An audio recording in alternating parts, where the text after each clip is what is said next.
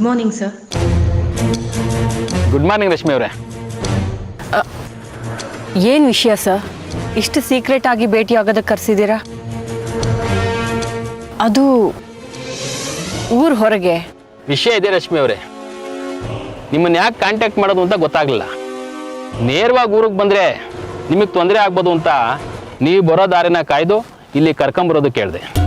ಸರಿ ಸರ್, ಇಷ್ಟು ಸೀಕ್ರೆಟ್ ಆಗಿ ಭೇಟಿ ಆಗೋದಕ್ಕೆ ಹೇಳಿದ್ದೀರಾ ಅಂದರೆ ಅದರಲ್ಲೇನೋ ವಿಷಯ ಇದ್ದೇ ಇರುತ್ತೆ. ಅದೇನು ಹೇಳಿ ಸರ್. ನಿಮಗೆ ಲೇಡಿ ಡಾನ್ ಸ್ವರ್ಣಕ್ಕ ಗೊತ್ತಲ್ವಾ?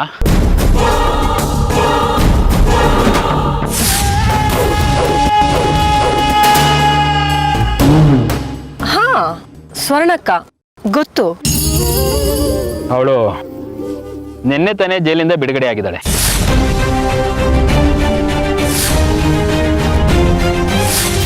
ಎಲ್ಲ ವಾದ ವಿವಾದಗಳನ್ನು ಆಲಿಸಿದ ಬಳಿಕ ಆರೋಪಿ ಸೊನಾ ಎನ್ನುವ ಈಕೆ ಜಡ್ಜ್ ಮತ್ತು ಅವರ ಕುಟುಂಬಸ್ಥರನ್ನು ಕೊಂದು ಹಾಕಿರುವುದಾಗಿ ಆರೋಪ ಪಟ್ಟಿ ಸಲ್ಲಿಕೆಯಾಗಿದ್ದು, ಈ ಆರೋಪಕ್ಕೆ ಸೂಕ್ತ ಸಾಕ್ಷ್ಯಾಧಾರಗಳು ದೊರೆತದ ಕಾರಣ ಆರೋಪಿ ಸೊನಾ ಈ ಕೃತ್ಯಕ್ಕೆ ಪರೋಕ್ಷ ಕಾರಣವಾಗಿರುವ ಹಿನ್ನೆಲೆಯಲ್ಲಿ ನ್ಯಾಯಾಲಯವು ಆಕೆಗೆ 3 ವರ್ಷಗಳ ಸಾದಾ ಶಿಕ್ಷೆಯನ್ನು ವಿಧಿಸುತ್ತದೆ. Congratulation Rashmi, well done. Thank you sir. Congratulations madam. ಕೊನೆಗೂ ಆರೋಪಿ ಸ್ವರ್ಣಕ್ಕಗೆ ಶಿಕ್ಷೆ ಆಯಿತು. ನನ್ನ ಪ್ರಕಾರ ಅವಳಿಗೆ ಕಡಿಮೆನೇ ಶಿಕ್ಷೆ ಆಯಿತು.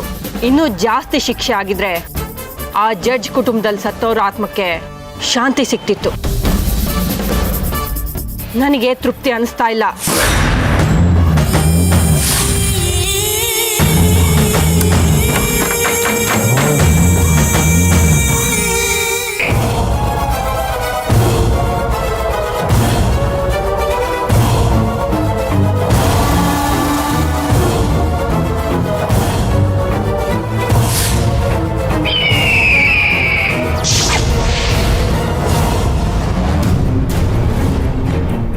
ಏಯ್ ಪೊಲೀಸ್ ಅಮ್ಮ, ನೋಡು, ನೀನ್ ಮಾಡಿರೋ ತಪ್ಪಿಗೆ ನಿನಗೆ 3 ವರ್ಷ ಕಡಿಮೆನೆ. ಈಗ ಜೈಲಿಗೆ ಹೋಗಿ ಪರಿವರ್ತನೆಯಾಗಿ ಒಳ್ಳೆಯವಳಾಗಿ ಹೊರಗೆ ಬಾ. ಏಯ್ ಪೊಲೀಸ್ ಅಮ್ಮ, ನಾನೀಗ ಹೋಗ್ತಿರೋದು ವಾಪಸ್ ಬರೋಕ್ಕೆ. ಆಗ ನೀನ್ ಇದೇ ಪೊಲೀಸ್ ಡಿಪಾರ್ಟ್ಮೆಂಟಲ್ಲಿ ಇರಬೇಕು. ನೀನಿಲ್ಲೇ ಇರಬೇಕು. ಇದೇ ಖಾಕಿ ಬಟ್ಟೆ ಹಾಕ್ಕೊಂಡು ಡ್ಯೂಟಿ ಮಾಡ್ತಿರ್ಬೇಕು.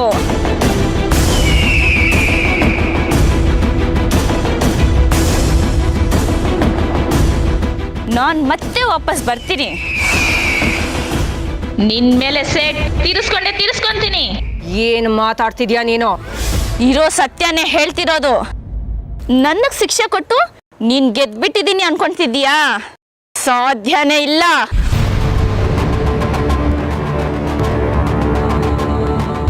ಇವತ್ತು ಸೋತಿದ್ದೀನಿ ಅಂದ್ರೆ ನಾಳೆ ಗೆಲ್ತೀನಿ ಅಂತಾನೆ ಅರ್ಥ. ನಿನ್ನನ್ನ ಮಾತ್ರ ಬಿಡಲ್ಲ ಕಣೆ. ನಿನ್ನನ್ನೇ ಅಲ್ಲ, ನಿನ್ ಜೊತೆ ಇದಾರಲ್ಲ ಈ ಟೀಮಲ್ಲಿ, ಯಾರನ್ನು ಬಿಡಲ್ಲ.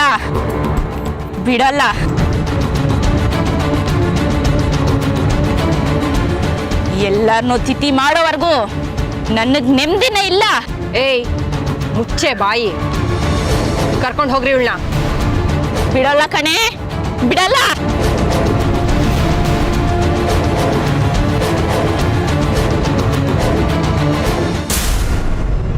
ಅದ್ ಹೇಗ್ ಸರ್ ಇಷ್ಟು ಬೇಗ? ಅವಳು ಹೈಕೋರ್ಟ್ ಅಪೀಲ್ ಹೋಗಿ ಶಿಕ್ಷಣ ಕಡಿಮೆ ಮಾಡಿಸ್ಕೊಂಡು ಹೊರಗಡೆ ಬಂದಿದ್ದಾಳೆ. ಅದಕ್ಕೆ ನಿಮ್ಮನ್ನು ಎಚ್ಚರಿಸೋದಕ್ಕೆ ಅಂತ ನಾನಿಲ್ಲಿ ಕರೆಸಿದ್ದು. ನೀವು ಹುಷಾರಾಗಿರಿ. ಸ್ವರ್ಣಕ್ಕ ಜೈಲಿಂದ ಬಂದಮೇಲೆ ನಿಮ್ಮನ್ನೇ ಹುಡುಕ್ತಾ ಇದ್ದಾಳೆ ಅಂತ ನನಗೆ ಸುದ್ದಿ ಬಂದಿದೆ. ಅವಳು ಯಾಕೆ ಸರ್ ನನ್ನನ್ನು ಹುಡುಕ್ತಿದ್ದಾಳೆ? ಏನ್ ವಿಷಯ? ಇದೇನು ರಶ್ಮಿ ಕೇಳ್ತಾ ಇದ್ದೀರಾ? ಸ್ವರ್ಣಕ್ಕನ ಗಂಡಂಗೆ ಗಲ್ ಶಿಕ್ಷೆ ಕೊಟ್ಟರು ಅಂತ ಇಡೀ ಜಡ್ಜ್ ಕುಟುಂಬನೇ ಕೊಂದು ಭೂಗತಾಗಿದ್ದವಳನ್ನ ಹುಡುಕಿ ಅರೆಸ್ಟ್ ಮಾಡಿ ಶಿಕ್ಷೆ ಕೊಡಿಸಿ ಜೈಲಿಗೆ ಕಳಿಸಿದ್ದು ನೀವೇ ಅಲ್ವಾ? ಹೌದು ಸರ್. ಆಗ ನನ್ನ ಡ್ಯೂಟಿ ನಾನು ಮಾಡಿದ್ದೆ.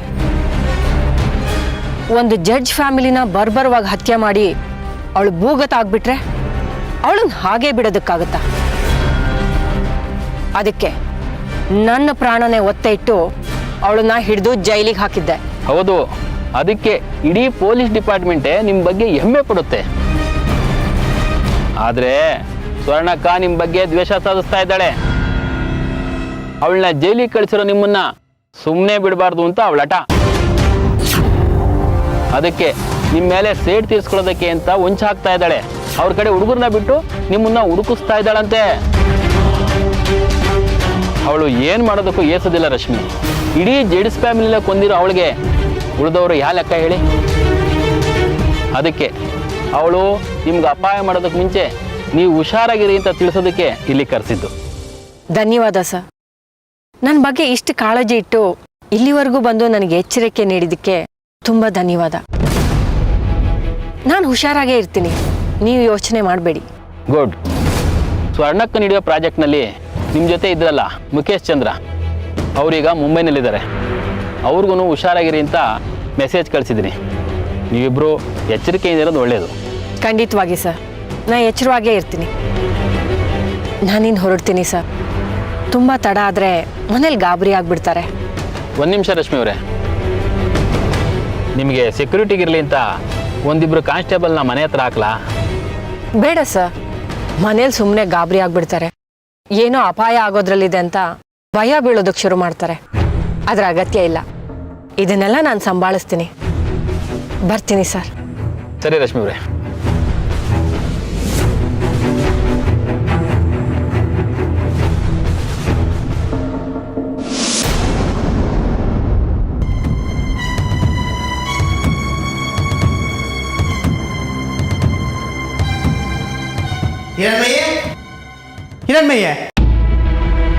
ಹಿರಣ್ಮಯ್ಯ ಓ ಪಂಚಾಕ್ಷರಿ ಅವರೇ, ಏನು ಇಲ್ಲಿಗೆ?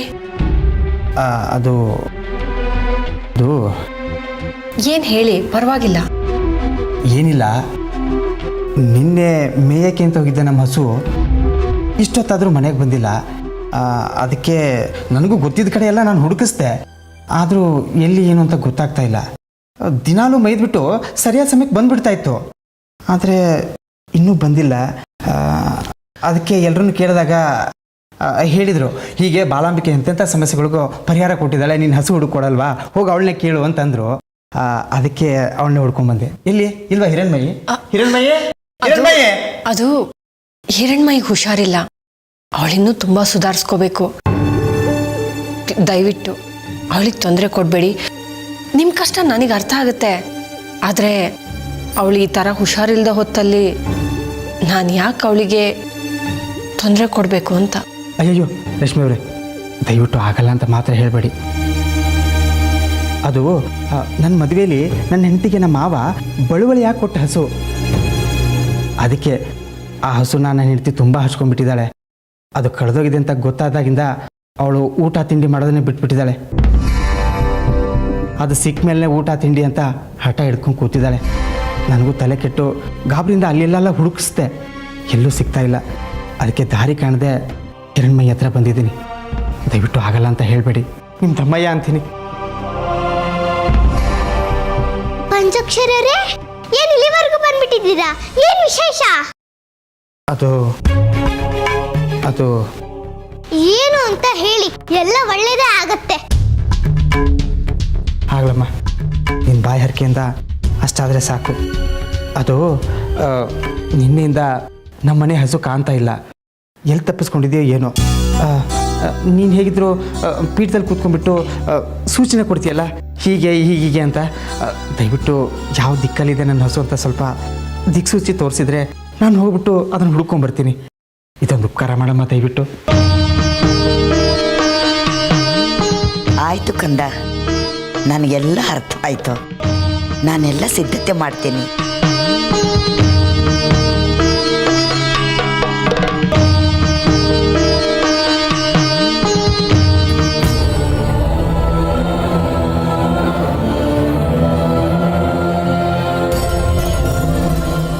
ನಿನ್ನ ಭಕ್ತಿಯಿಂದ ಬೇಡ್ಕೊಂತ ಇದೀನಿ, ಕರುಣಿಸು ತಾಯಿ. ಪಾಪ ಪಂಚಾಕ್ಷರರ ಹಸು ಕಳೆದೋಗಿದೆಯಂತೆ, ಅದು ಎಲ್ಲಿದೆ ಅಂತ ತಿಳಿಸು ತಾಯಿ.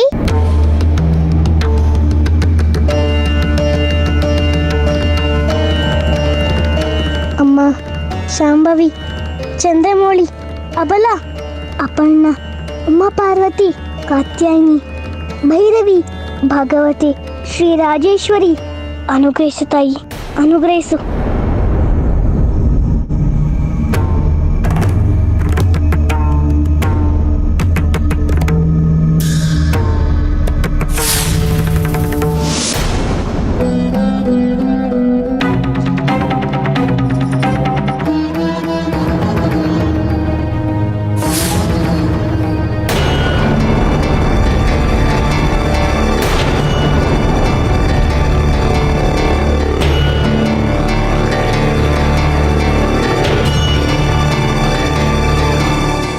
ಅಮ್ಮ, ಯಾಕೋ ನಿನ್ ಸನಿಹ ಬರಕ್ ಆಗ್ತಾ ಇಲ್ಲ.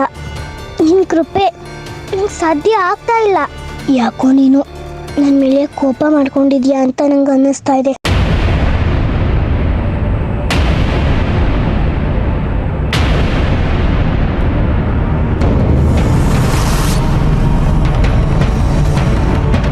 ಯಾಕ್ತಾಯಿ ನನಗೆ ಅನುಗ್ರಹ ಮಾಡ್ತಾ ಇಲ್ಲ? ಯಾಕ್ತಾಯಿ ನನಗೇನು ಕಾಣಿಸ್ತಾ ಇಲ್ಲ? ನನ್ನ ಶಕ್ತಿ ಇಲ್ಲ, ಏನಾಯ್ತು? ನನಗೆ ಆಗ್ತಾ ಇಲ್ಲ ತಾಯಿ, ನನ್ನಿಂದ ಆಗ್ತಾ ಇಲ್ಲ.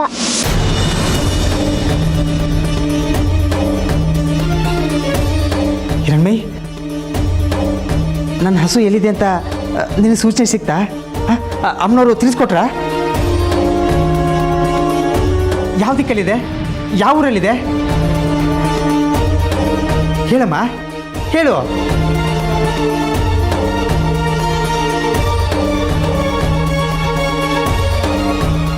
ಹಿರಣ್ಮಯಿ, ಯಾಕಮ್ಮ, ಯಾಕೆ ಸುಮ್ಮನಾಗ್ಬಿಟ್ಟೆ?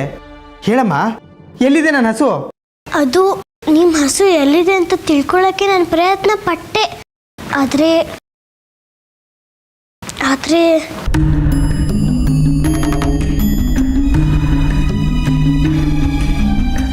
ಯಾಕೋ ಆ ತಾಯಿ ಅನುಗ್ರಹ ಮಾಡ್ತಾ ಇಲ್ಲ.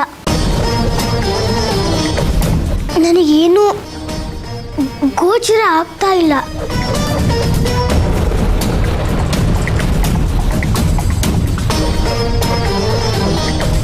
ಅಯ್ಯ, ಹಾಗಂದ್ರೆ ಹೇಗೆ ಹಿರಣ್ಮಯಿ? ನೋಡು, ಇನ್ನೊಂದು ಸ್ವಲ್ಪ ಸಮಯ ತಗೋ, ಪರವಾಗಿಲ್ಲ. ಭಕ್ತಿಯಿಂದ ಶ್ರದ್ಧೆಯಿಂದ ಕೇಳ್ಕೊಮ್ಮ ಆ ತಾಯಿನ. ನೋಡು, ಅದು ಬರೀ ಹಸು ಅಲ್ಲ, ನಮ್ಮನೆ ಭಾಗ್ಯಲಕ್ಷ್ಮಿ. ಆ ಹಸು ಇಲ್ಲ ಅಂದರೆ ನನ್ನ ಹೆಂಡತಿನೂ ಸಂತೋಷವಾಗಿರಲ್ಲ. ನನ್ನ ಹೆಂಡತಿ ಸಂತೋಷವಾಗಿರಲ್ಲ ಅಂದರೆ ನಾನು ಸಂತೋಷವಾಗಿರೋಕ್ಕಾಗಲ್ಲ. ದಯವಿಟ್ಟು ಅಮ್ಮ, ಇನ್ನೊಂದ್ಸರಿ ಭಕ್ತಿಯಿಂದ ಕೇಳ್ಕೊತಾಯಿ. ನೋಡಿ, ನಾನಷ್ಟೇ ಭಕ್ತಿಯಿಂದ ತಾಯಿಯನ್ನೇ ಬೇಡ್ಕೊಂಡ್ರು ಆ ತಾಯಿ ನನಗೆ ಅನುಗ್ರಹ ಮಾಡ್ತಾ ಇಲ್ಲ. ನನಗೆ ಈ ಸಹಾಯನ ಮಾಡೋಕ್ಕಾಗಲ್ಲ. ದಯವಿಟ್ಟು ನನ್ನ ಕ್ಷಮಿಸ್ಬಿಡಿ.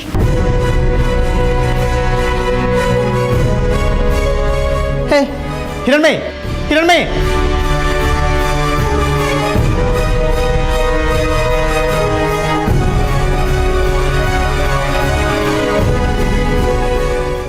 ಸರಿ, ನಾನು ಬಂದ ಕೆಲಸ ಅಂತೂ ಆಗಲಿಲ್ಲ. ನಾನಿನ್ನು ಬರ್ತೀನಿ.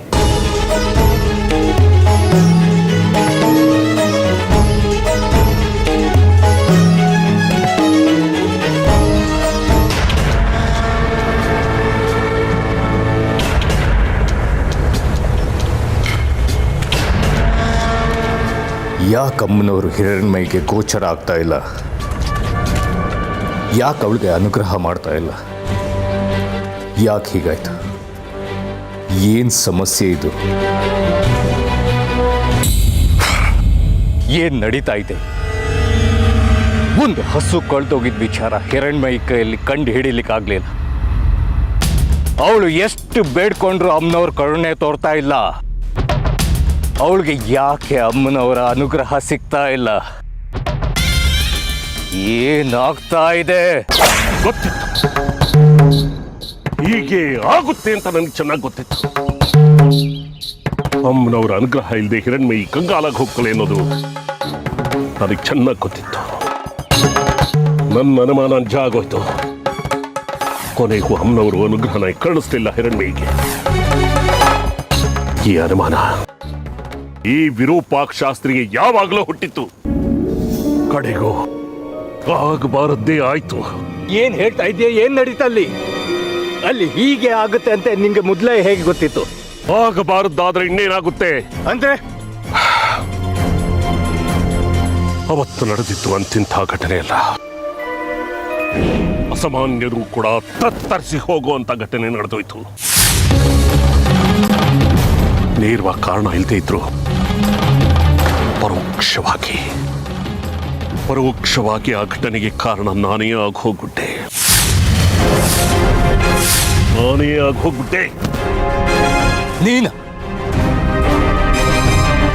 ನೀನ್ ಹೇಗ್ ಕಾರಣ ಆದೆ ವಿರೂಪಾಕ್ಷ? ಏನ್ ನಡೀತಲ್ಲಿ? ತಪ್ಪನ್ನ ಅಪ್ಪ ಮಾಡಿದ್ರೇನು, ಮಗ ಮಾಡಿದ್ರೇನು?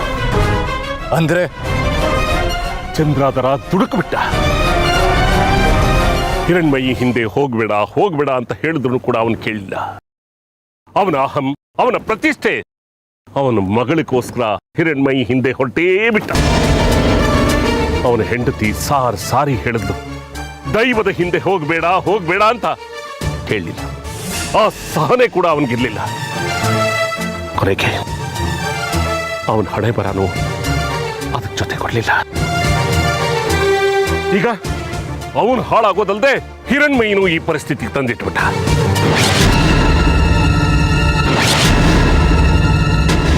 ಚಂದ್ರಧರ ಅವರೇ,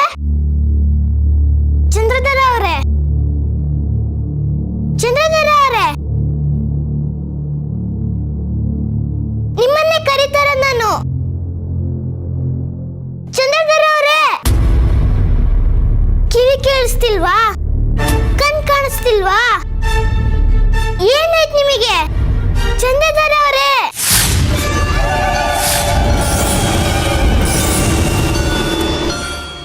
ಅಮ್ಮ ಹಿರಣ್ಮಯಿ, ದೇವಿಕಾ ಅಮ್ಮ. ಹಿರಣ್ಮಯಿ, ನೀನ್ ನಮ್ಮ ಮನೆಗೆ ಬಂದಿದ್ದು ತುಂಬಾ ಸಂತೋಷ ಆಯ್ತಮ್ಮ.